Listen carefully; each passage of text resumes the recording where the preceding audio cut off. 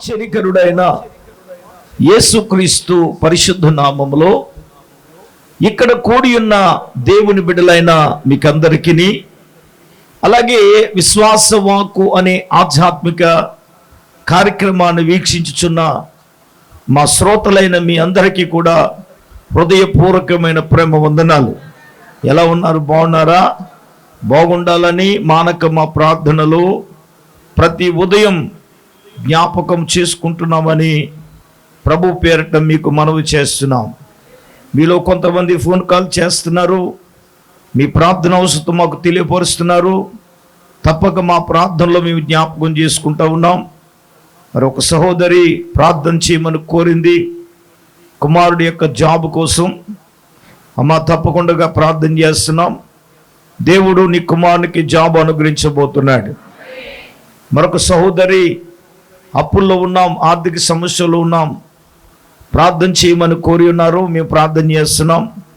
దేవుడు మీ ఆర్థిక సమస్యల నుంచి విడుదల అనుగ్రహించి మీ కుటుంబంలో సంతోషాన్ని, సమాధానాన్ని, ఆనందాన్ని మా ప్రభువు మీకు అనుగ్రహించునుగాక. మంచిది దేవుని బిడ్డలారా, ఈ దినం దేవుని వాక్య ధ్యానమునకు సమయమైంది. మరి మీరు అటు ఇటు తిరగకుండా వచ్చి శ్రద్ధగా కూర్చుని దేవుని మాటలు వినాలని ప్రభు పేరిట నేను మీకు మనవి చేస్తున్నాను. మీ బైబిల్ చేత పట్టుకొని శ్రద్ధగా కూర్చుని శ్రద్ధగా దేవుని మాటలు ఆలకిస్తే ప్రభు ఏదైనా తన వాక్యము ద్వారా మనలను దర్శించి ప్రభు మనతో మాట్లాడబోతున్నాడు. మంచిది. ఉపవాస ప్రార్థన దీక్షలో మేమున్నాం. ఈరోజు ఉపవాసము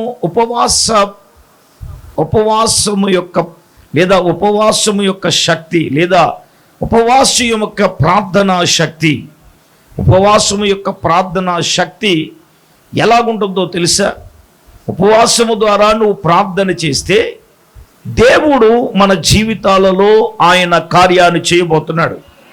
మూలవాక్యంగా యూదుల మీదకి సంహారము రాబోతుందని తెలిసినప్పుడు, ఏమండి, ఎస్తేరు గ్రంథం 4వ అధ్యాయం 1-3 వచనాలు చదువుకుందాం. ఎస్తేరు గ్రంథం జరిగినదంతయు తెలియగానే మొర్దెకై తన బట్టలు చింపుకొని గోనె బట్టలు వేసుకొని బూడిద పోసుకొని పట్టణపు మధ్యకు బయలు వెళ్లి మహాశోకముతో రోదనము చేసి రాజు గుమ్మము ఎదుటికి వచ్చెను. గోనె కట్టుకొనిన వాడు రాజు గుమ్మమున ప్రవేశింపకూడదన్న ఆజ్ఞ కలదు. రాజు యొక్క ఆజ్ఞయు శాసనమును ఏ సంస్థానమును కూర్చును. అక్కడనున్న యూదులు, చూడండి, అక్కడ ఉన్న యూదులు ఉపవాసముండి మహాదుఃఖములు ఏడ్పులోను రోదనలోను ములిగిన వారై అనేకులు చూడండి గోనెను బూడిదను వేసుకుని పడి ఉండి. అందరూ శ్రద్ధగా నా వైపు చూడండి. దైవ జనాంగమా, దేవుని బిడ్డలారా, ఈరోజు ఉపవాసము యొక్క ప్రార్థన శక్తి ఎటువంటిదో ప్రభువు మనకు నేర్పించబోతున్నాడు. ఏ ఒక్క వ్యక్తి అనాలోచితంగా వినడానికి వీల్లేదు. ఈ రాత్రి అద్భుత రీతిలో దేవుడు మనతో మాట్లాడును గాక. గట్టిగా చెప్పండి పిల్లారా. ప్రస్తావన ఏమిటో మనకు తెలుసు.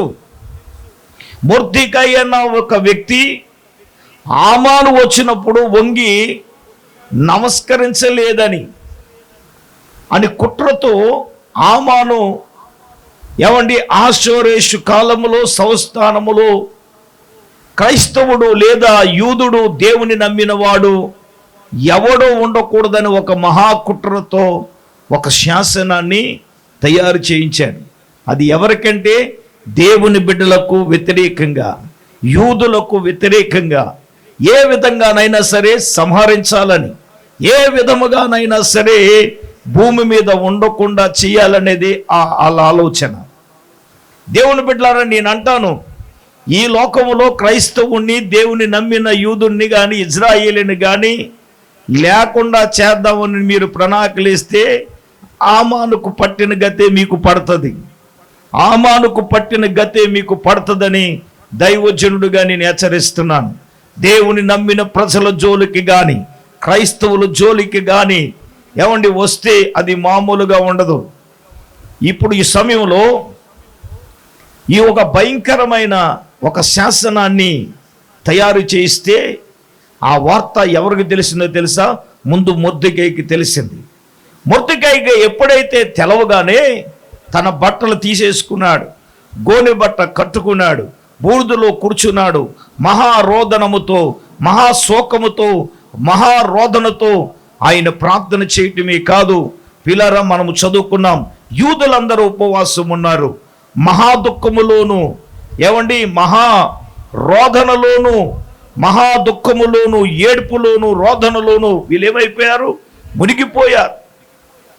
సంగమా, నశించిపోతున్న ఆత్మల కొరకు, మన గ్రామం కొరకు ఉపవాసం ఉంటున్న మనం కనీసం ఒక రోజు మనం ఎంచుకుని ఈ విధమైన కన్నీటితో, దుఃఖముతో మహారోదన మనం చేస్తే మన గ్రామములో దేవుడు పరిస్థితులను మార్చబోతున్నాడు. వ్యక్తిగతంగా వ్యక్తులను మార్చబోతున్నాడు.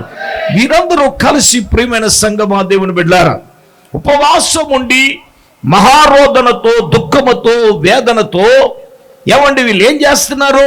ప్రార్థన చేస్తున్నారు. నేను అడుగుతున్నాను, ఉపవాసం ఉంటున్న మనం మహారోదనలో ములిగామా?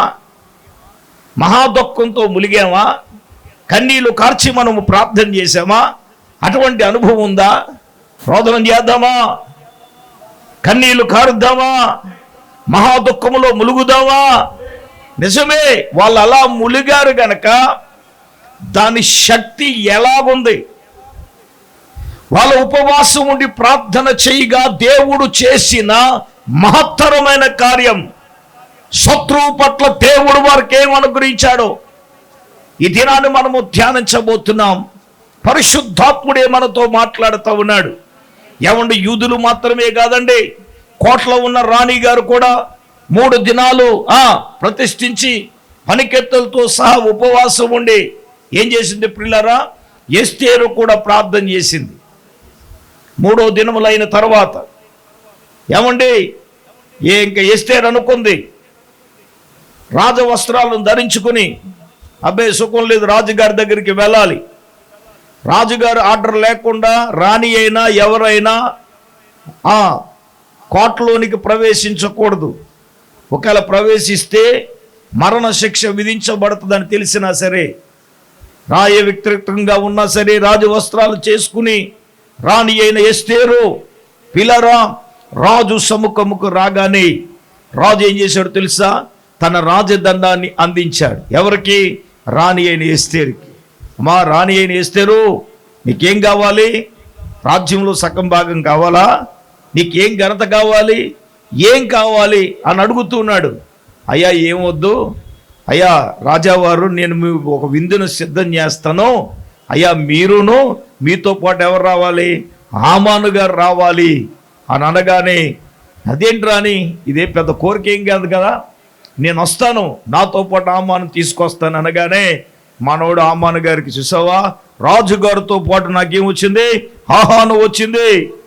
ఓ చెప్పేశాడు ఇంటికి వెళ్ళి, యూదుడు మొద్దుగా ఎలా చేస్తాడా, నాకు వంగడా, నమస్కారం చేయడా? చూసావా, రాజు తర్వాత నేనే, నాన్న దగ్గర నుంచి రాజుగారికి నాకు ఏమొచ్చింది? అబ్బో ఎంత పొంగిపోయాడో. అయితే దేవుని బిడ్డలారా ఏం జరిగిందో చెప్పనా? ఈ 4వ అధ్యాయములో వీరు చేసిన ప్రార్థన, 5వ అధ్యాయములో రాణి అయిన ఎస్తేరు చేసిన ప్రయత్నం.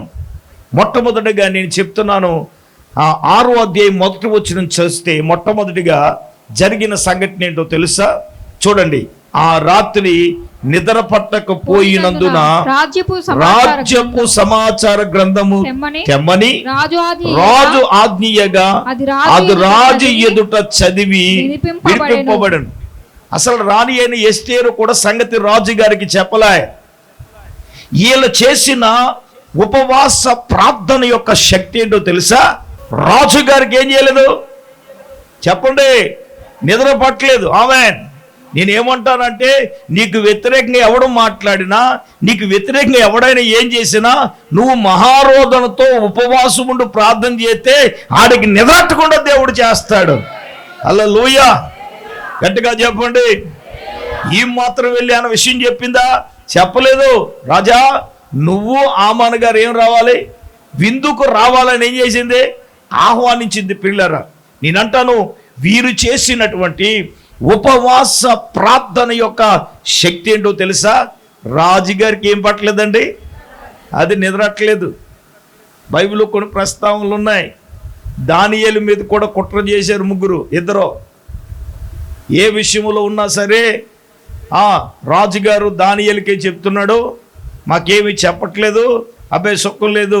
వీళ్ళిద్దరిని రాజు దానియేలుని ఎలాగైనా సరే రాజు దగ్గర నుంచి తప్పిద్దామని చూశారు. చూడండి, ఆమాను గాడు ఎలాగైతే శాసనం చేయించారో వీళ్ళు కూడా ఒక దొంగ శాసనం చేయించారు. ఏంటి? నెల రోజుల వరకు ఏ దేవునికి ఎవరు కూడా ఏం చేయకూడదు, నమస్కరించడం కానీ ప్రార్థన చేయడం కానీ కుదరదు. ఒకవేళ ఎవడైనా చేశాడా, వాణిని ఏం చేస్తాడు, తీసుకెళ్ళి సింహాల బోనులో వేసేస్తానని ఒక శాసనం చేశారు. పిల్లరా, దానియేలు ఏమైనా లెక్క చేశాడా? అయితే నేను ఈ విషయాన్ని ఎందుకు చెప్తున్నానంటే, దానియేలుటి శాసనం మీద సంతకము చేయబడినని తెలిసి కూడా వెళ్ళి యథాప్రకారంగా ముమ్మారు మోకాళ్ళుని ప్రార్థన చేశాడు. పిల్లరా నేను అంటాను, ప్రార్థన మానడానికి వ్యతిరేకంగా శాసనం చేసిన దానియేలు శాసనమును లెక్క చేయలేదు. ఆమేన్. ప్రార్థన ఆపేడా చెప్పండి? దేవుని అడగడం ఆపేడా? దేవునికి మొరపెట్టడం ఆపేడా? సింహాల బోన్లో వేస్తానన్న ప్రార్థన ఆపేడా? మళ్ళీ మాత్రం ఫంక్షన్ ఆపేస్తుంది ప్రార్థన రావటానికి.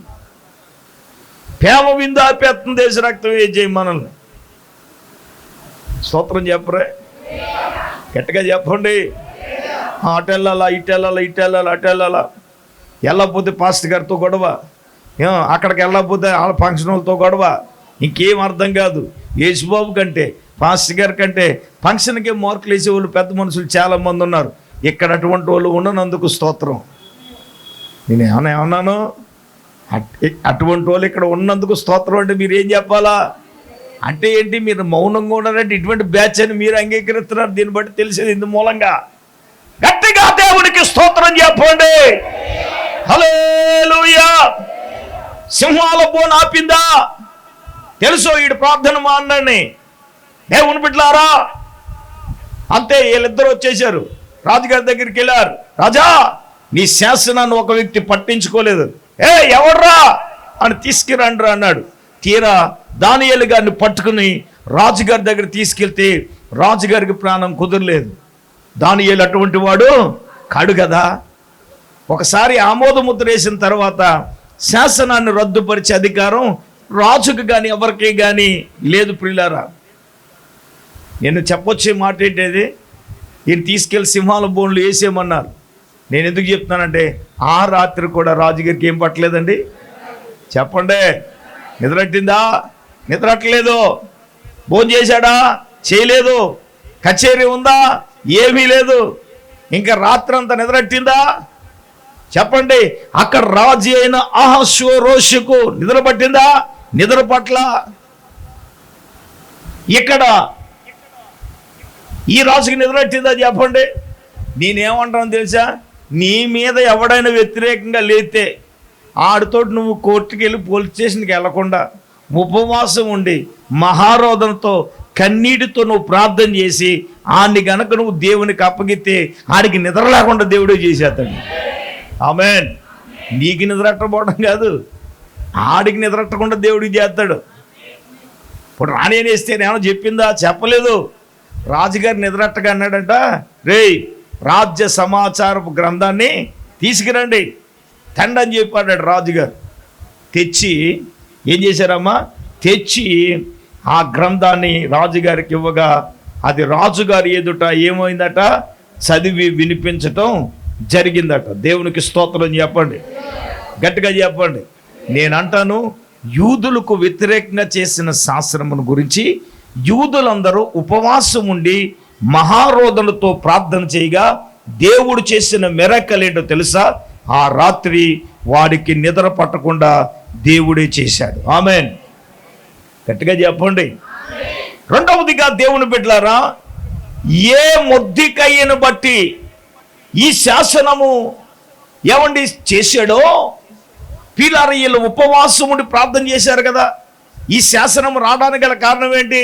మొర్దెకైకి నువ్వు వంగట్లేదని, ఎవరికి హామాను ఎదుట వంగట్లేదని, నమస్కారం చేయట్లేదని, ఏమండి ఒక స్వార్థపూర్తిగా ఈ కుట్ర వేశాడుగా. వాళ్ళైతే ఉపవాసం ఉండగానే రాణి అనే ఎస్తేరు గారు వెళ్ళారు, ఇందుకు ఆహ్వానించారు. ఆ రాత్రి నిద్ర పట్టలేదు. ఎవరికి? రాజుగారికి నిద్ర పట్ల. మొత్తం మీద వాళ్ళు వచ్చారు. మొత్తం ఆ విందులో ఒక విషయం తెలిసింది. ఈడు కుట్ర ఏం చేశాడు తెలుసా? మొర్దెకైని టార్గెట్ యూదునందరినీ నాశనం చేద్దాం అనుకున్నాడు. ఇప్పుడు రాజగుమ్మం దగ్గర ఉన్న కూర్చున్న ఈ మొర్దెకై పట్ల రాజుగారు ఏం ఆజ్ఞించాడు తెలుసా? రెండవదిగా శత్రువే యూదుడైనటువంటి మొర్దెకైకి సన్మానం చేయించాడు. స్తోత్రం చెప్పండి. ఇదే 6వ అధ్యాయం మనము 10, 11, 12 వచనాలు చదువుదాం. అందుకు రాజు రెండవదిగా నీవు చెప్పిన ప్రకారమే శీఘ్రముగా ఆ వస్త్రములను ఆ గుర్రములను తీసుకుని రాజు గుమ్మమునొద్ద కూర్చుని ఉన్న యూదుడైన మొర్దెకైకి నువ్వు అలాగూ చెయ్యి. నీవు చెప్పిన దానిలో ఒకటి విడువక అంతయు చేయుమని హామానుకు ఆజ్ఞ ఇచ్చెను. ఆ ప్రకారమే హామాను ఆ వస్త్రములను గుర్రమును తీసుకుని మొర్దెకైకి ఆ వస్త్రములను ధరింపచేసి ఆ గుర్రము మీద అతన్ని ఎక్కించి రాజవీధిలో అతను నడిపించుచు రాజు గణపరచను ఆపేక్షించు వానికి ఈ ప్రకారము చెయ్యి తగునని అతని ముందర చాటించెను. చాలండి. పిల్లరా, భోజనముకు పిలిచిన తరువాత ఏమైంది అనే సమాచారములో ఈయన మొర్దెకై గారిని తీసుకుని వచ్చాడు. ఎవరికి? రాజు సముఖమునకు తీసుకుని వచ్చాడు. రాజు అన్నాడు, రే నీ బట్టలు తీసుకురా, గుర్రమును తీసుకురా. తీసుకొచ్చి నువ్వేం చేయాలి? ముందు నీ వస్త్రము వాని మీద వేయాలా, మొర్దెకైకి ధరింప చేయాలి. రెండవదిగా నువ్వేం చేయాలి? వాడిని గుర్రం మీద ఎక్కించాలా. ఆ గుర్రం మీద ఎక్కించి నువ్వేం చేయాలి? రాజవీధులన్నీ కూడా నువ్వు నడిపించాలి. రాజు గణపరచను అపేక్షించిన వారందరూ ఈ ప్రకారంగా చెయ్యాలని అందరికి ఏం చేయాలా? ఒక మాట చెప్పనా? ఏ మొర్దెకై గారిని ఊరి తీసేద్దాం అనుకున్నాడో, ఎవరిని అవమానించాలనుకున్నాడో, ఎవరిని బట్టి శాసనము చేయాలనుకున్నాడో ఆ శత్రువు ఎదుటే ఇతనికి ఏం జరిగింది చెప్పండ్రా? ఎవరి చేత జరిగింది? హామాను ద్వారా మొర్దెకైకి ఏం జరిగింది? ఈరోజు పాట పాడే ఆరాధన, నా శత్రువుల ఎదుటే నీవు నాకు విందును సిద్ధము చేశావు. హల్లెలూయా. ఇప్పుడు ఇతడు ఉపవాసం ఉండి ప్రార్థన చేయగా ఎవరి గురించి అయితే శాసనము చేశాడో, ఏమండి ఇప్పుడు హామాను చేతే మొర్దెకైకి ఏం జరిగిందండి చెప్పండి. మీరు అలా చూస్తే నాకు అనుమానం వస్తుంది. ఒకడు అన్నాడు, సన్మానం వెనకాల సన్మానం వెనకాల ఏంటి చెప్పండి? అనుమానం అట. దేవునికి స్తోత్రం. ఒకడు సన్మానం చేసేయండి మనకి టెండర్ ఆడతాడని అర్థం ఇందు మూలంగా. అది మరి ఏదైనా అవసరం వచ్చిందనుకో కొన్ని సిగ్నల్స్ అందుతూ ఉంటాయి. ఇవాళ ఏం తింటారు మీరు? ఉత్తప్పుడు 60 వేలు లేచి రక్తం వేసి మీ సంగతి మాకు తెలుసుగా. కాఫీ తాగుతారా? టిఫిన్ చేస్తారా? ఏ టిఫిన్ చేస్తారు చెప్పండి. మీరు ఏది పడితే అది వండుతాం. అలాగ అన్నారా? ఎంతకేదో కథ ఉందన్నమాట. దేవునికి స్తోత్రం చెప్పండి. లేదా ముఖం నవ్వుతారు. ఏంటి ముఖం కాంతిలాగా ఉంది, కారణం ఏంటో తెలిసిపోద్ది కదా. ఒక మాట చెప్తాను వినండి. ఏ శత్రువు అయితే ఇతను అవమానపరచాలనుకున్నాడో వీరు ఉపవాసం ఉండి ప్రార్థన చేయగా శత్రువు చేతే నా దేవుడు సన్మానం చేయించాడు. ఆమేన్, ఆమేన్. పోరాటాల మధ్యలో నువ్వు ఉన్నావా? శత్రువు నీ మీద బలంగా ఏలుబడి చేస్తున్నాడా? నిన్ను నిందిస్తున్నాడా? నిన్ను అవమానిస్తున్నాడా? నిన్ను సంహారం చేయాలని చూస్తున్నాడా? నిన్ను గోతులకు తోసేయాలని చూస్తున్నాడా? నువ్వు ఏం చేయాలో తెలుసా? ఉపవాసం ఉండి దుఃఖించి నువ్వు ప్రార్థన చేస్తే ఆ ప్రార్థన శక్తి ద్వారా శత్రువు చేతే దేవుడు నిన్ను ఏం చేస్తాడు? ఏ శత్రువు అయితే నిన్ను తిట్టాడో అదే శత్రువు నిన్ను పొగుడుతాడు. ఆమేన్. రెండవదిగా ప్రియమైన దేవుని బిడ్డలారా, జరిగిన విషయం ఏంటో తెలుసా? ఇప్పుడు శత్రువుతో మొర్దెకైకి ఏం జరిగిందండి? సన్మానం జరిగింది. ప్రియులారా గమనించండి, వీరు ఉపవాసం ఉండి ప్రార్థన చేశారు. మూడో పాయింట్కి వెళ్దాం. మూడవదిగా దేవుని బిడ్డలారా, వీళ్ళేంటి, రాజ్యములో ఉన్న యూదులందరినీ ఏం చేయాలని? నాశనము చేయాలని, సంహరించాలని శాసనము చేయించినటువంటి ఆమాను పరిస్థితి ఏంటో తెలుసా? ఉపవాసం ఉండి ప్రార్థన చేయగా జరిగిన రెండో కార్యం. 7వ అధ్యాయానికి వచ్చేద్దాం. 7వ అధ్యాయం దయచేసి 9, 10 వచనాలు చదువుకుందాం. రాజు ముందర షండులలో హర్బోనా అను ఒకడు ఏలినవాడా చిత్తగించుము, రాజు మేలు కొరకు మాట్లాడిన మొర్దెకైని ఉరితీయుటకు హామాను చేయించిన 50 మూలు ఎత్తుగల ఉరికొయ్య హామాను ఇంటి ఎదుటే నాటబడి ఉందంట. రాజు దాని మీదనే వానిని ఉరితీయుడని ఆజ్ఞ ఇచ్చెను. కాగా హామాను మొర్దెకైకు సిద్ధం చేసిన ఉరికొయ్య మీదే వారు అతనిని ఉరితీసిరి. అప్పుడు రాజు యొక్క ఆగ్రహము చల్లారని. చప్పలు కొట్టండి గట్టిగా, కొట్టండి గట్టిగా. ఉపవాసం ఉండి ప్రార్థన చేస్తే శత్రువే నాశనం అయిపోయాడు. ఆమేన్, ఆమేన్. దైవ జనాంగమా, దేవుని బిడ్డలారా, ఏ ఆమానైతే యూదులకు వ్యతిరేకంగా చేశారో, నేను అంటాను, నువ్వు నీకు వ్యతిరేకంగా లేచేవాడు, నీకు వ్యతిరేకంగా నిన్ను నాశనం చేయాలని చూసేవాడు, భూమి మీద నిన్ను ఉండకుండా చేయాలని చూసేవాడు, ఆన్నే ఉండకుండా దేవుడు చేసేస్తాడు. ఆమేన్. మమ్మల్ని లేపేద్దాం అనుకున్నారు, దేవునికి స్తోత్రం. వాళ్ళని ఇక్కడ లేకుండా దేవుడు లేపేశాడు. స్తోత్రం చెప్పండి. దేవునికి వ్యతిరేకంగా, దేవుని బిడ్డలకు వ్యతిరేకంగా, ఆయన పరిచర్యకు వ్యతిరేకంగా, ఆయన బిడ్డలమైన నీకు వ్యతిరేకంగా ఎవరు మాట్లాడినా, నీకు వ్యతిరేకంగా ఎవరు లేచినా ఒకటే నువ్వు చేయాలి. ఏంటి? ఉపవాసం ఉండి గోనె బట్ట కట్టుకుని బూడిద వేసుకుని ఏం చేయాలా? చెప్పండి గట్టిగా. అదే గోనె బట్ట అంటే మన గోను సెంచి కాదు. అది ఒక ఆవిడ ఇలాగైనా సీరియస్గా గోను సెంచి వేసుకుందట. ఒళ్ళంతా కుట్టేసింది, దేశ రక్తవేచి. గోను అంటే ఇది ఆత్మీయ అర్థం ఉంటుంది, అర్థమవుతుందా? ఆ గోను సెంచి చేసుకోండి మీరు ఈ 40 దినాలు. బూడిద చేసుకుని, అది అక్షరార్థంగా కదా, ఆత్మీయంగా తీసుకోవాలి. అది తగ్గింపును సూచిస్తుంది. దేవుని ఎదుట నీవు దీనత్వాన్ని సూచిస్తుంది. హలో, యూదులు అలాగ ప్రార్థన చేశారా? మహా దుఃఖముతో మహారోధంతో చేస్తే పిల్లరా, ఇప్పుడు మొర్దెకై గారు రాజుగారికి మంచి చేద్దామని చూసినా, మొర్దెకై గారు రాజుగారు మేలు కొరకు మాట్లాడినా కానీ ఈ ఆమాను ఎలా క్రియేట్ చేశాడు చెప్పండి?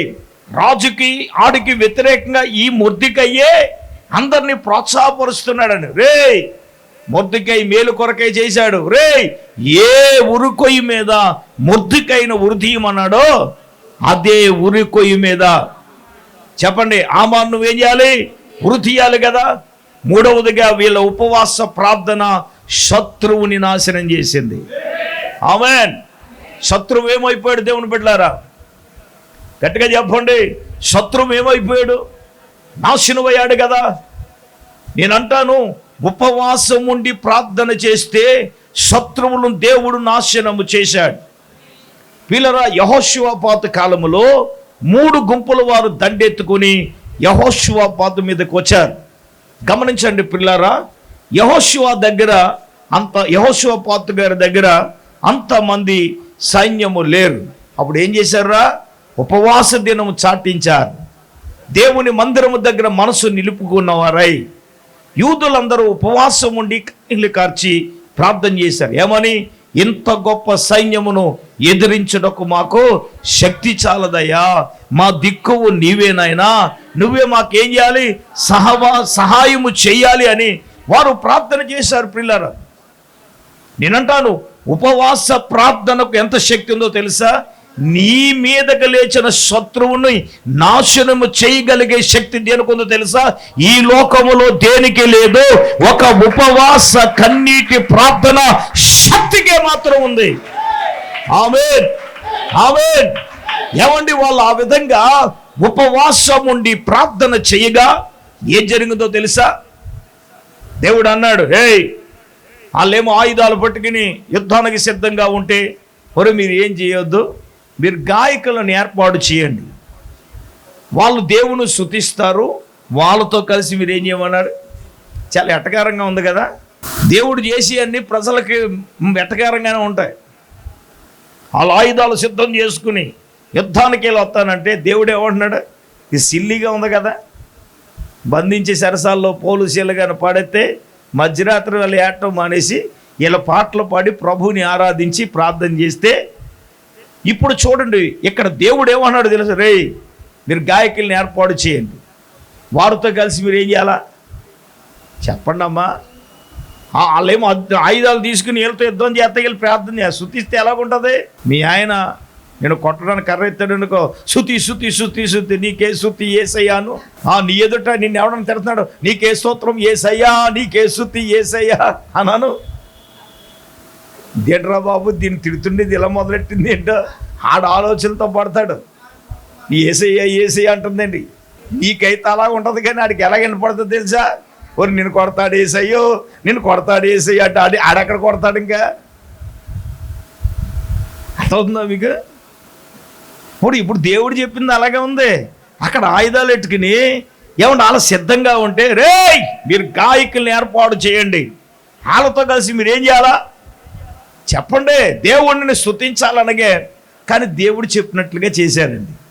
అలాగ వారు పాడుటకు స్తుతించుటకు మొదలు పెట్టగా దేవుడు యోధా వారి దగ్గరకు వచ్చాడు. చప్పలు కొట్టను గట్టిగా.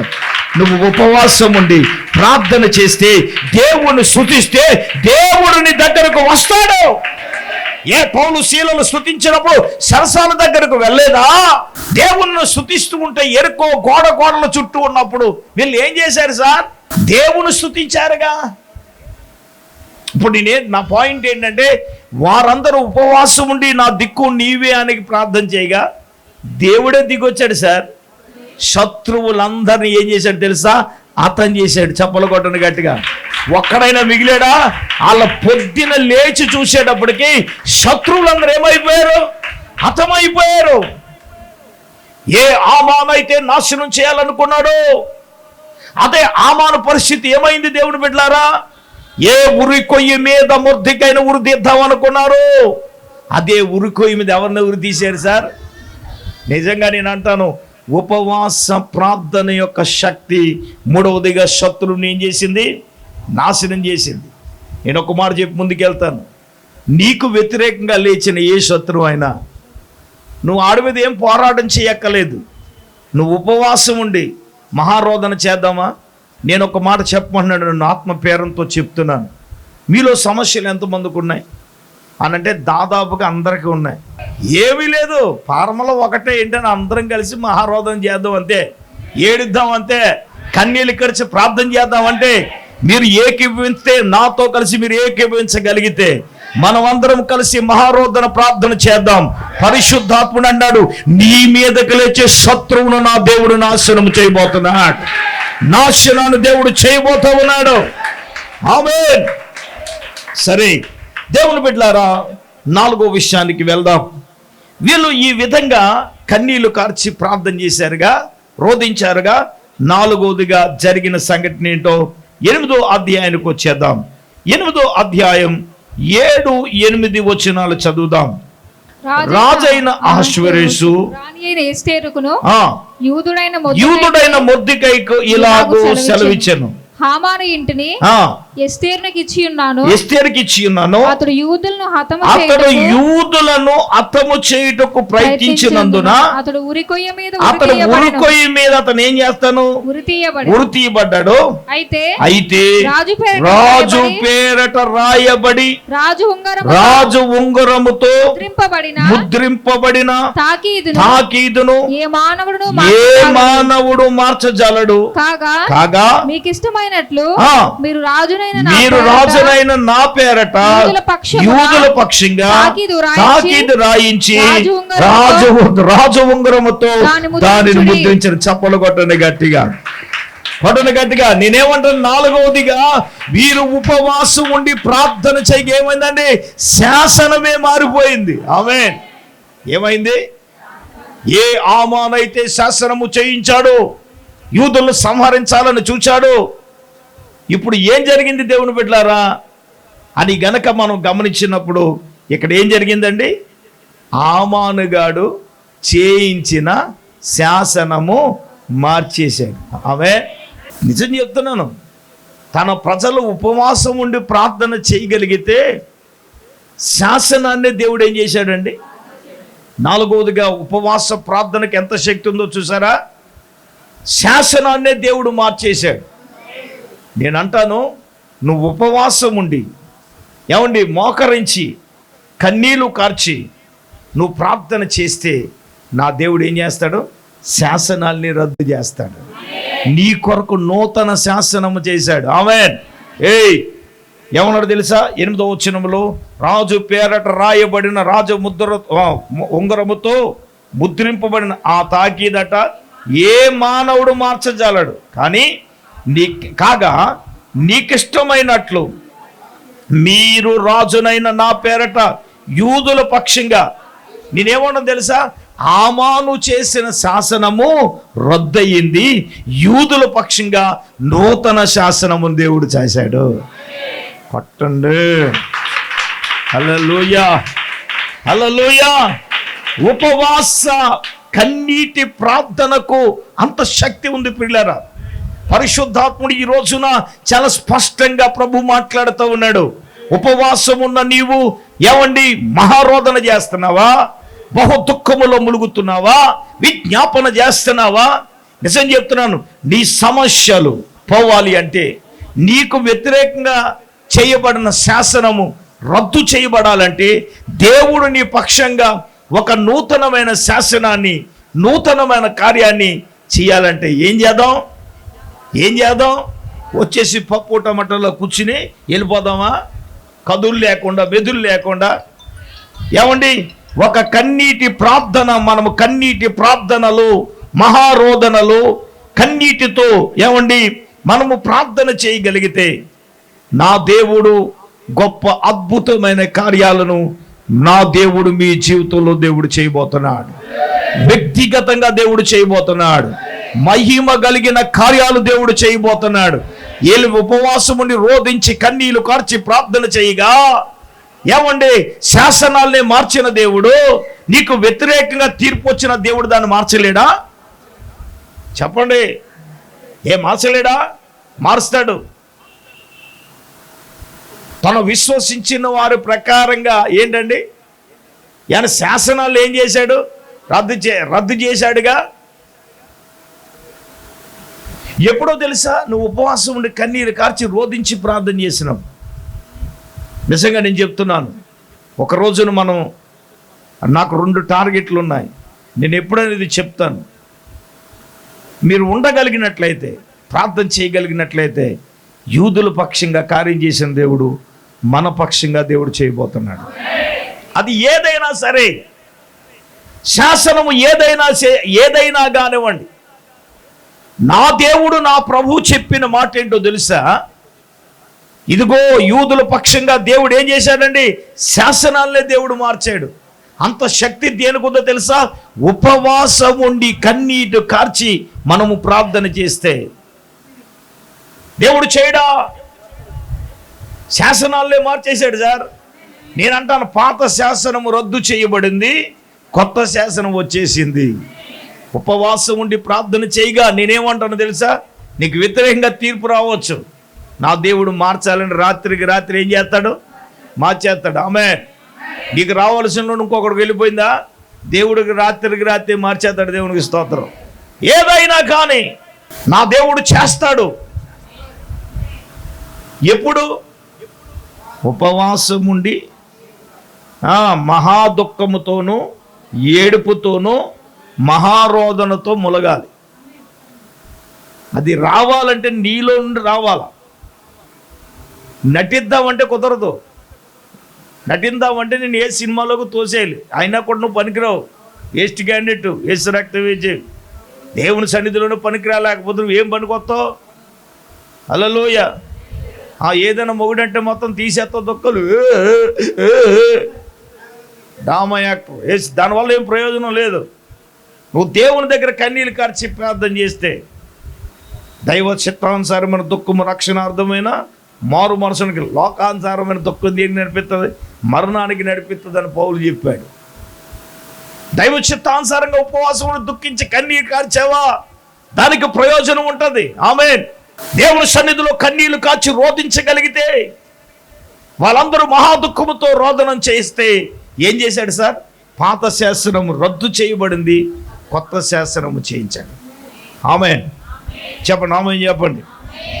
ఐదవదిగా దేవుని బిడ్డలారా, దేవుడు వారి జీవితంలో చేసిన మహత్తరమైన కార్యం ఏంటో చెప్పనా? 15-16 వచనాలు చదువుదాం. ఎస్తేరు గ్రంథం 8వ అధ్యాయం 15-16 వచనాలు చదువుదాం. మొర్దెకై ఊదావర్ణమును తెలుపు వర్ణమును గల ఓకే రాజవస్త్రమును బంగారు పెద్ద కిరీటమును అవిసేనారతో చేయబడిన ధూమ్రవర్ణము గల వస్త్రములను ధరించుకుని వాడై రాజు సముఖుడు బయలుదేరి అందు నిమిత్తము షూషాను పట్టణమందు ఆనందించి సంతోషమందు మరియు యూదులకు క్షేమమును ఆనందమును సంతృష్టియు ఘనతయు కలుగును. హల్లెలూయా. యూదులకు ఏంటంటే క్షేమమట, ఆనందమట, ఘనతంతా కలిగిందంట. ఆమేన్. ఉపవాస ప్రార్థనకు అంత శక్తి ఉంది. ఎప్పుడైతే పాత శాసనము రద్దయిపోయిందో చెప్పండి, కొత్త శాసనం వచ్చిందో ఈ ప్రజలందరిలో ఏమొచ్చిందండి? ఆనందం అంట, సంతోషం అంట, క్షేమం అంట, ఆనందం అంట, ఘనత అంట, ఇవన్నీ కూడా కలిగిందంట యూదులకి. దేని ద్వారా కలిగింది సార్? మేము ఉపవాసం ఉంటామండి, మేము ప్రార్థనలో ఉండమండి, 700 స్తుతుల్లో మేము ఉండం, ఆరాధనలో ఉండం, ఊపుకుంటాం, వాక్యం ముందు వచ్చేస్తాం, మేము వెళ్ళిపోతాం, అడ్డంగా ఆశీర్వాదాలు ఇచ్చేయాలంటే వచ్చేతాయా? ఆనందం వస్తుందా? పిల్ల ఉపవాసం ఉన్నాను, ఏం పని అవ్వలేదు. మరి పని అవ్వాలంటే ఉపవాసం ఉంటే ఎలా చేయాలా? ప్రార్థన చేయాలి, ప్రార్థన చేయాలి, కన్నీళ్లు కార్చాలి, దుఃఖములో ములగాలి.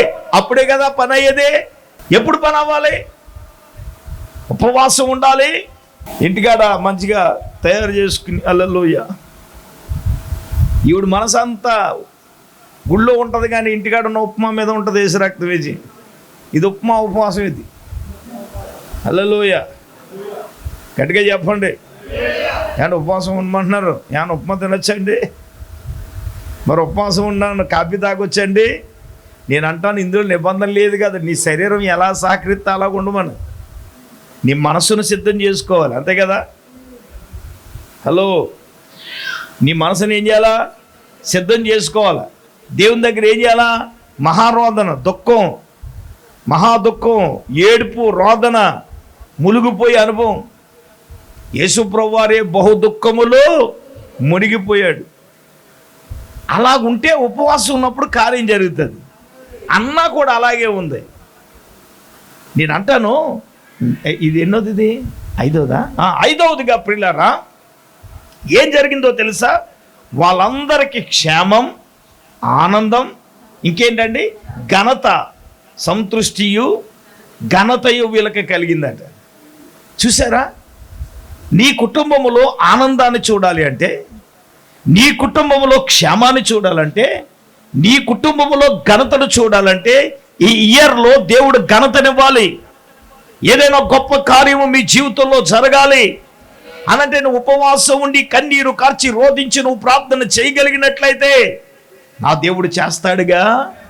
చేయడా? నీ జీవితంలో ఆనందం ఇచ్చిన దేవుడు మా జీవితంలో దేవుడు చేయడా? నీ జీవితంలో ఆనందం ఇచ్చిన దేవుడు ఏమంటే యూదుల జీవితంలో ఆనందాన్ని సంతోషాన్ని ఇచ్చిన దేవుడు. నేనంటాను, మహారోదనతో కన్నీటితో దుఃఖముతో ఉపవాసం ఉండి ప్రార్థన చేయగలిగితే నీ కుటుంబాల్లో నువ్వు ఆనందాన్ని చూడబోతున్నావు. నీ కుటుంబంలో నువ్వేం చూడబోతున్నావు? క్షేమాన్ని చూడబోతున్నావు. నీ కుటుంబంలో నువ్వేం చూడబోతున్నావు? ఘనతను చూడబోతున్నావు. నా దేవుడు ఘనమైన కార్యాలు నీ వ్యక్తిగత జీవితంలో నా దేవుడు చేయబోతూ ఉన్నాడు. అద్భుతమైన కార్యాలు మనం చూడబోతున్నాం. మహత్తరమైన కార్యాలు మనం చూడబోతున్నాం. ఇంతకన్నా ఏం కావాలి సార్? ఆనందం కావాలా? కావాలి సార్ అని ఏం చేయాలి? ఉపవాసం ఉండి కన్నీళ్ళు కార్చి ఏం చేయాలి? మరి లేకుండా పని అవదు. ఉపవాసం యొక్క శక్తి అంటే నువ్వు ఉపవాసం ఉండి నిజం చెప్తున్నా, ఫీల్ అవ్వండి. నేను ఉపవాసం ఉన్నాను, అది ఎప్పుడో తెలుసా? నువ్వు మోకరించి కన్నీళ్ళు కార్చగలిగి నువ్వు ప్రార్థన చేయగలిగితే. యూదులకు ఆనందాన్ని కలగజేసిన దేవుడు, క్షేమాన్ని కలగజేసిన దేవుడు, ఘనత కలగని చేసిన దేవుడు. నేనంటాను, ఉపవాసం ఉండి నువ్వు కన్నీళ్ళు ఖర్చు నువ్వు ప్రార్థన చేయగలిగి ఏదైతే పోకుండా అది ఇస్తాడు దేవుడు. నీకు క్షేమాన్ని ఇచ్చాడు దేవుడు, ఆనందాన్ని ఇచ్చాడు దేవుడు. ఏమి ఇచ్చాడండి? ఘనతనిచ్చాడు. నీ చెల్లికారుల కంటే నిన్ను హెచ్చగునట్లుగా ఆనంద తైలముతో దేవుడిని నేను చేయబోతున్నాడు, అభిషేకించబోతూ ఉన్నాడు. నా దేవుడు బలమైన కార్యాన్ని దేవుడు చేయబోతున్నాడు. ఏమండి, వీళ్ళు మహారోదనతో కన్నీళ్లు కార్చి ప్రార్థన చేయగా తిరిగి క్షేమాన్ని దేవుడు ఇవ్వలేదా? ఎప్పుడైతే ఆ శాసనము తయారు చేయబడిందో వాళ్ళ హృదయాల్లో ఏమొచ్చిందండి? కలవరం. నాశనం అయిపోతానంటే కలవరం రాదా? వేదన రాదా? దుఃఖము రాదా? ఏమండి, అటువంటి పరిస్థితుల్లో వారు ఉపవాసం ఉండి మహారోదనతో ఏడుపులో దుఃఖములో మునిగిపోతే దేవుడు ఏం చేశాడు సార్? వీరి కొరకు శాసనాన్నే మార్చేసి వీళ్ళకేం కలగజేశాడండి? క్షేమాన్ని కలగజేశాడు. వీళ్ళకేం కలగజేశాడు సార్? ఆనందాన్ని కలగజేశాడు. వీళ్ళకేం కలగజేశాడు సార్? ఘనతను కలగజేశాడు. ఇవ్వడంటే ఇస్తాడు దేవుడు. నువ్వేం చేయాలా చెప్పండి? నువ్వేం చేయాలా? ఉపవాసం ఉంటే సరిపోదు, మహారోదన చేయాలి. మహాదుఃఖము, ఏడ్పు, రోదన వినాలి. నీ రోదన మనిషికి కాదు, దేవునికి వినబడాలి. నీ దుఃఖము మనిషికి కాదు కనపడవలసింది, దేవునికి. నీ కన్నీరు ఏం చేయాలా? నేనంటాను, నీ కన్నీరును చూచిన దేవుడు, నీ దుఃఖాన్ని చూసిన దేవుడు, నీ వేదన చూసిన దేవుడు నీ కుటుంబంలో దేవుడు క్షేమాన్ని అనుగ్రహించబోతున్నాడు, ఆనందాన్ని అనుగ్రహించబోతున్నాడు, ఘనతను దేవుడు అనుగ్రహించబోతున్నాడు. పిల్లరా, 6వ విషయానికి వెళదాం. 6వదిగా జరిగింది ఏంటో తెలుసా ప్రియులారా? 9వ అధ్యాయానికి వచ్చేద్దాం. 9వ అధ్యాయం మొదటి 2 వచనాలు చదువుకుందాం. రాజు చేసిన తీర్మానం చట్టమును నెరవేరు కాలం వచ్చినప్పుడు ఆదాడు అను 12వ నెల 13వ దినమున యూదులను జయింపగలుగుదమని వారి పగవారు నిశ్చయించుకున్న దినముననే యూదులు తమ పగవారి మీద అధికారము పొందినట్లు అగబడెను.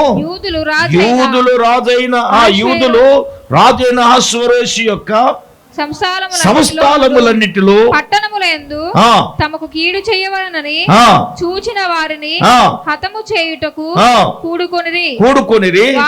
వారిని గూర్చి సకల ప్రజలకు ఏం కలిగిందంట? భయము కలిగినందున ఎవరును వారి ముందు నిలవలేకపోయారు. చప్పలు కొట్టండి గట్టిగా.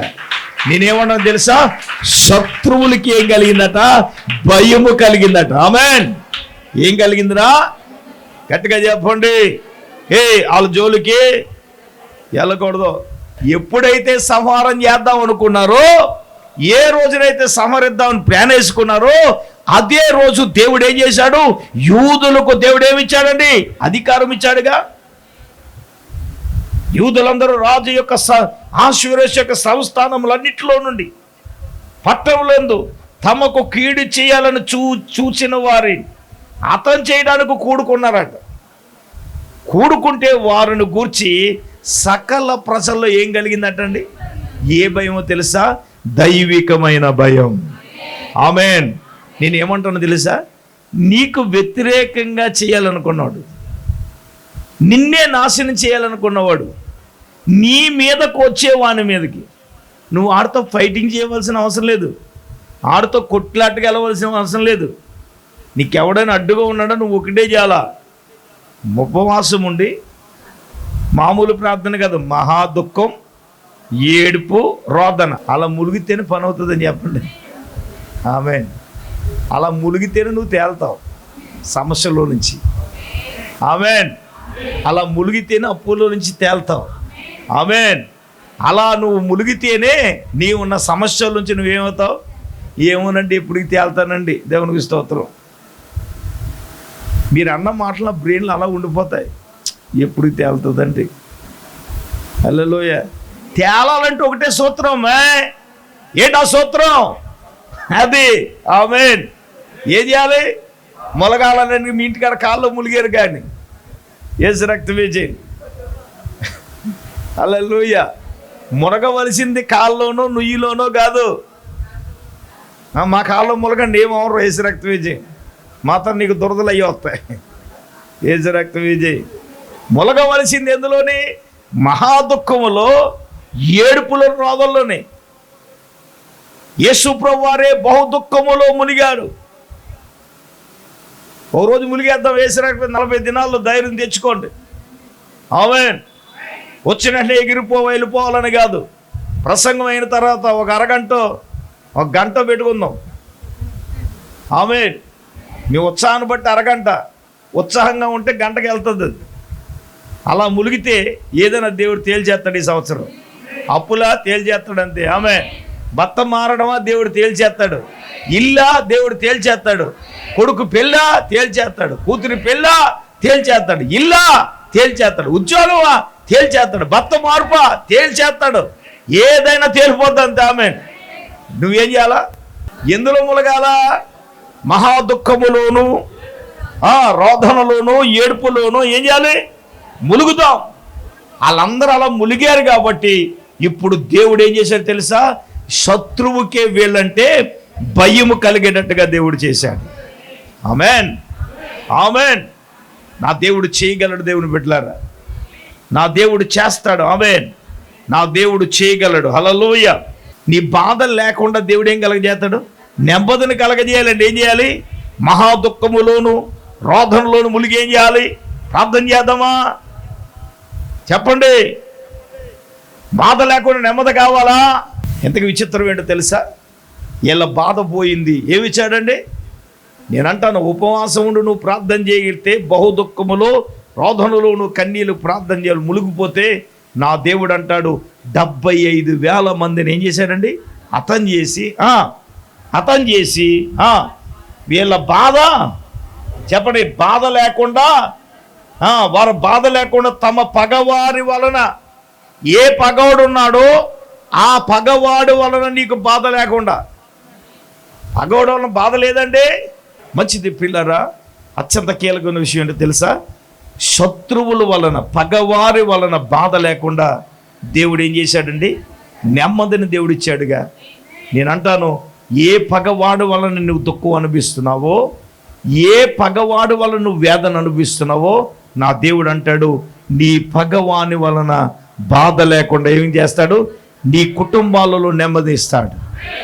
నీవు దేని గురించి నువ్వు బాధపడుతున్నావు, ఆ బాధనంతా దేవుడు తొలగించి, నా దేవుడు చెప్తున్నాడు ఏంటో తెలుసా? దేవుని బిడ్డలారా, నెమ్మదిని దేవుడు ఇస్తున్నాడు. ఆమేన్. మరొక మాట నేను జ్ఞాపకం చేస్తాను. అదేంటి తెలుసా? చివరగా 21వ వచనాన్ని చదువుదాం. ఈ 9వ అధ్యాయం 21వ వచనాన్ని చదువుదాం. యూదులు తమ పగవారి చేత బాధపడక నెమ్మది పొందిన దినములన్నీ వారి దుఃఖము పోయి సంతోషం వచ్చింది. హల్లెలూయా. చివరగా ఏంటి చెప్పండి? దుఃఖము పాయే సంతోషం వచ్చాను. చివరిది ఏంటో తెలుసా? వీరు దుఃఖము పోయి సంతోషం వచ్చే. ఉపవాసం ఉండి ప్రార్థన చేస్తే దాని శక్తి ఏంటో తెలుసా? మీ దుఃఖము పోతుంది. ఏమొస్తుంది మీకు? దేని వలన దుఃఖం? కుటుంబంలో దుఃఖం లేదా? ఇంట్లో దుఃఖం లేదా? వ్యాపారంలో దుఃఖం లేదా? ఒంటిలో ఉన్న అనారోగ్యం బట్టి దుఃఖం లేదా? పెళ్ళి అవ్వకపోతే పెళ్ళి అవ్వలేదని దుఃఖం, పెళ్ళి అయిన తర్వాత పిల్లలు పుట్టలేదని దుఃఖం, పుట్టిన తర్వాత ఎదగలేదని దుఃఖం, అది ఎదిగిన తర్వాత మాట వినలేదని దుఃఖం. అవునా కదా? పెళ్ళి అంటారు, రేపు పొద్దున పిల్ల అంటారు. ఈ రోజులు అప్పుల్లో దుఃఖం లేదండి, ఉంది. నేనేమంటానండి, నీ దుఃఖానికి ప్రతిగానికి సంతోషం దేవుడు ఇవ్వాలంటే చూడండి, వీరు ఉపవాసం ఉండి ప్రార్థన చేయగా వారి దుఃఖము పోయి ఏమొచ్చిందండి? సంతోషం వచ్చింది. నువ్వు ఉపవాసం ఉండి మహా దుఃఖముతో, ఏడుపుతో, నువ్వు రోదనతో, కన్నీరు కార్చి నువ్వు ప్రార్థన చేయగలిగితే, నా దేవుడు నా ప్రభువు ఈ దినాన్ని చెప్పేది ఏంటో తెలుసా? నీ దుఃఖము పోయే నీకేమొస్తుంది? నీకు సంతోషాన్ని నా దేవుడు ఇవ్వబోతున్నాడు. గట్టిగా చెప్పండి, నా దేవుడు ఇవ్వబోతున్నాడు. నా దేవుడు సంతోషాన్ని ఇవ్వబోతున్నాడు. నా దేవుడు ఆనందాన్ని ఇవ్వబోస్తున్నాడు. నిజమే కదా? నీ దుఃఖము పోయి నా దేవుడు నీకేమిస్తాడు? గట్టిగా చెప్పండి, ఎస్. నీకు సంతోషం కావాలా? నీ దుఃఖము పోయి నీ కుటుంబంలో సంతోషము, ఆనందం కావాలా? నేనంటాను, అటువంటి ఆనందం, అటువంటి సంతోషం నీ జీవితంలో నా దేవుడు ఇవ్వాలంటే నా ప్రభు ఈ దినాన్ని మాట్లాడుతున్నాడు. మీరు ఉపవాసం ఉండి చెప్పండి, మహా దుఃఖములోను మహారోదనలోను మనము ప్రార్థన చేద్దామా? ఎస్, దేవుడు మాట్లాడుతున్నాడు ఈ దినాన్ని. దైవ జనాంగం, మా దేవుని బిడ్డలారా, పరిశుద్ధాత్మ దేవుడే ఈ సమయంలో తన వాక్యమును బట్టి నీతో, నాతో, మనందరితో కూడా ప్రభు మాట్లాడుతున్నాడు కదా. నిజమే ప్రియమైన దేవుని బిడ్డలారా, ఈ దినాన పరిశుద్ధాత్ముడు తన వాక్యమును బట్టి నీతో, నాతో, మనతో మాట్లాడుతున్నాడు. ఏం చేద్దామా? ఉపవాసం ఉందామా? ఉన్నాం. ఏం చేద్దాం? మహాదుఃఖం, ఏడుపు, రోదన చేద్దామా? యూదులు అలా చేశారు. అందరూ మోకరించండి. యూదులు అలా చేశారు కాబట్టి దేవుని బిడ్డలారా, దేవుడు వారి జీవితంలో చేసిన 7 కార్యాలను దేవుడు మనతో మాట్లాడాడు. మొట్టమొదటిగా రాజుగారికి ఏం పట్టలేదు? నిద్ర పట్టలేదు. రెండవదిగా ఏం జరిగింది? ఏ శత్రువు అయితే అవమానించాడో అదే శత్రువు చేత ఏం జరిగిందండి? ఘన సన్మానం జరిగిందిగా. ప్రియమైన దేవుని బిడ్డలారా, మనం ఆలోచన చేద్దాం. దేవుడు చాలా సూటిగా, స్పష్టంగా ఈ రాత్రి నీతో, నాతో, మనందరితో మాట్లాడాడు. ఉపవాసం యొక్క శక్తి ఎలాగుంటుందో, యూదులు వారి జీవితంలో ప్రార్థన చేయగా శక్తి కలిగిన కార్యాలు వాళ్ళ జీవితంలో దేవుడు చేయగా, ఇదిగో వాళ్ళ బాధ పోయింది, నెమ్మది వచ్చింది, దుఃఖము పోయింది, సంతోషం వచ్చింది. నిజమేగా? ఏమంటే యూదులంటే భయం కలిగేట్టుగా, నిజమే, నీ శత్రువుకి భయం కలిగేటట్లుగా నీ శత్రువుని దేవుడు ఏం చేయబోతున్నాడు? నాశనము చేయబోతున్నాడు. నీ శత్రువును నాశనం చేయబోతున్నాడు. అందరు నోరు తెరిచి ప్రార్థన చేద్దాం. అందరు కళ్ళు మూసుకుంటుండగా దైవజనురాలు పాస్టర్ గారు ప్రార్థనలో నడిపిస్తారు. అందరూ కూడా కళ్ళు మూసుకుందాం, ప్రార్థన చేద్దాం. స్తోత్రం, స్తోత్రం, స్తోత్రం, స్తోత్రం, స్తోత్రం, స్తోత్రం. పరిశుద్ధుడైన తండ్రి, మహోన్నతుడా, సకలాశీర్వాదాలకు కారణభూతుడైన మా పరమ తండ్రి, నీకు వందనాలు ప్రభువా. ఈ రాత్రి తండ్రి నీకు వందనాలు ప్రభువా. ఉపవాసం ఉండి ప్రార్థన చేస్తే నాయనా నీకు స్తోత్రాలు ప్రభువా. ఏమి చేస్తావో ప్రభువా, ఎస్తేరు గ్రంథంలోంచి నాయనా 7 విషయాలు మీరు మాతో మాట్లాడారు తండ్రి, నీకు వందనాలు ప్రభువా. అయ్యా నాయనా మొర్దెకై, ఎస్తేరు ప్రభువా, అయ్యా నాయనా నా తండ్రి ఉపవాసం ఉండి నాయనా మహారోధంలో, అయ్యా ఏడుపులో, కన్నీటిలో మునిగి ప్రార్థన చేసినప్పుడు ప్రభువా, యేసయ్యా నీకు వందనాలు తండ్రి. వారి జీవితాల్లో ప్రభువా నాయనా, యూదులందరి బ్రతుకుల్లో ప్రభువా నీకు స్తోత్రాలు అయ్యా. ఎన్నో ఘనమైన కార్యాలు నువ్వు జరిగించారు ప్రభువా, నీకు వందనాలు తండ్రి. అయ్యా నాయనా ఉపవాసం ఉండి మహారోదన చేస్తున్నప్పుడు ప్రభువా, అయ్యా నాయనా ధూళి పోసుకుని ప్రభువా, అయ్యా ఉపవాస దీక్షలో కూర్చున్నప్పుడు తండ్రి నీకు వందనాలు అయ్యా. కన్నీరు కార్చి నీ సన్నిధిలో ప్రార్థించినప్పుడు ప్రభువా నీకు వందనాలు తండ్రి. నీవెన్నో గొప్ప విజయాలు నువ్వు అనుగ్రహించబోతున్నావు ప్రభువా. ఈ రాత్రి వాక్యము ద్వారా నాయనా అటువంటి ఆశీర్వాదాలన్నిటిలోనికి ప్రభువా మేము నడిపించబడటానికి సహాయం దయచేయండి నాయనా, నీకు వందనాలు యేసయ్యా. నీకు స్తోత్రాలు ప్రభువా. అయ్యా వారి ఉపవాసం ఉండి ప్రార్థన చేస్తున్నప్పుడు మొదటిగా రాజుకు నిద్ర పట్టలేదు నాయనా, నీకు వందనాలు తండ్రి. అయ్యా నా ప్రభువా నీకు స్తోత్రాలు నాయనా. అయ్యా శత్రువైన ప్రభువా నా తండ్రి నీకు స్తోత్రాలు నాయనా. అయ్యా మొర్దెకైకి ప్రభువా నాయనా, అయ్యా నా ప్రభువా హామాను ద్వారా తండ్రి అయ్యా గొప్ప ఘనతను నాయనా నా తండ్రి. అయ్యా నాయనా నీకు స్తోత్రాలు ప్రభువా. సన్మానాన్ని ప్రభా శత్రువు చేత నీవు జరిగించావు ప్రభా. యేసయ్యా నీకు వందనాలు తండ్రి. అయ్యా నాయనా నా ప్రభా శత్రువే అయ్యా నా తండ్రి నీకు స్తోత్రాలు నాయన. మొర్దెకైకి ఏదైతే సిద్ధపరిచాడో ప్రభా, అయ్యా నాయన ఊరి కొయ్యి మీద శత్రువు అయ్యా నాశనం అవటానికి నాయన నా తండ్రి నీవు సిద్ధపరిచావు నాయన. యేసయ్యా నాయన ఉపవాస ప్రార్థన శక్తి ప్రభా నీకు వందనాలు. అయ్యా శాసనాలే మార్చగలిగింది ప్రభా. అయ్యా నాయన పాత శాసనం రద్దు చేయబడిన ఆయన అయ్యా మరియు మరొక నూతన శాసనాన్ని ప్రభా అయ్యా నాయన నీవు ఏర్పాటు చేసావు తండ్రి నీకు వందనాలు ప్రభా. అయ్యా ఉపవాస ప్రార్థన ద్వారా నా తండ్రి నీకు వందనాలు నాయన. అయ్యా ఒక భయమును కలిగించావు ప్రభా, వీళ్ళ జోలికి వెళ్ళకూడదని ప్రభా. అయ్యా శత్రువుకే భయము కలిగించావు తండ్రి నీకు వందనాలు ప్రభా. అయ్యా వారు ఉపవాసం ఉండి ప్రార్థన చేయగా నాయన అయ్యా నా తండ్రి నా ప్రభా నీకు స్తోత్రాలు. క్షేమాన్ని ఆనందాన్ని అయ్యా నాయన సంతుష్టిని ఘనతను ప్రభా నీవు అనుగ్రహించావు తండ్రి. అయ్యా నాయన ఉపవాసం ఉండి ప్రార్థన చేయగా నెమ్మదిని కలగజేసావు ప్రభా. యేసయ్యా నీకు స్తోత్రాలు తండ్రి. వారి జీవితాల్లో ప్రభువా నీవు నెమ్మదిని అనుగ్రహించావు తండ్రి నీకు వందనాలు నాయనా. అయ్యా నాయన సంతోషాన్ని ప్రభా అయ్యా నా ప్రభా దుఃఖాన్ని తొలగించి ప్రభా వారందరికీ సంతోషాన్ని నీవు ఇచ్చావు తండ్రి. అయ్యా దుఃఖము పోయింది నాయన, సంతోషం వచ్చింది తండ్రి నీకు వందనాలు ప్రభా. అయ్యా ఉపవాస ప్రార్థన ద్వారా నిజముగా నీ సన్నిధిలో కన్నీరు కార్చి మహారోదన చేసి అయ్యా ఏడ్చి ప్రార్థన చేస్తున్నప్పుడు ప్రభా ఇటువంటి నాయనా నా తండ్రి అనుభూతులను ప్రభా మీరు మా జీవితాల్లో అనుగ్రహించబోతారని ఈ రాత్రి 7 విషయాలు నీ వాక్యం ద్వారా మీరు మాతో మాట్లాడారు తండ్రి. విత్తబండి మాటలు మా నా హృదయాల్లో నీరు కట్టి ఫలింపు చేయండి. అటువంటి అనుభవంలోనికి ప్రతి ఒక్కరిని నైనా ప్రతి ఒక్క బిడ్డని నడిపించి మీరే మహిమ పొందమని యేసయ్య పరిశుద్ధ నామములో ప్రార్థన చేసి అడిగి వేడుకొంచున్నాం మా పరమ తండ్రి, ఆమేన్. మన పరమ తండ్రి అయిన దేవుని ప్రేమ, మన ప్రభువును రక్షకుడైన యేసుక్రీస్తు ప్రభుల వారి యొక్క దివ్యమైన కృప ఇక్కడ కూడిన బిడ్డలకు అలాగే టీవీ ముందు కూర్చున్న వాక్యుని బిడ్డలకు ఆయన కృప సదాకాలము తోడైని నడిపించును గాక. ఆమేన్ ఆమేన్ ఆమేన్. యేసు రక్తమే జయం, ప్రభు యేసు రక్తమే జయం, ప్రభు యేసు నామానికి సంపూర్ణ విజయం, అపవాద కీలు కొనంత నాశనం కలుగుగాక. ఆమేన్ ఆమేన్.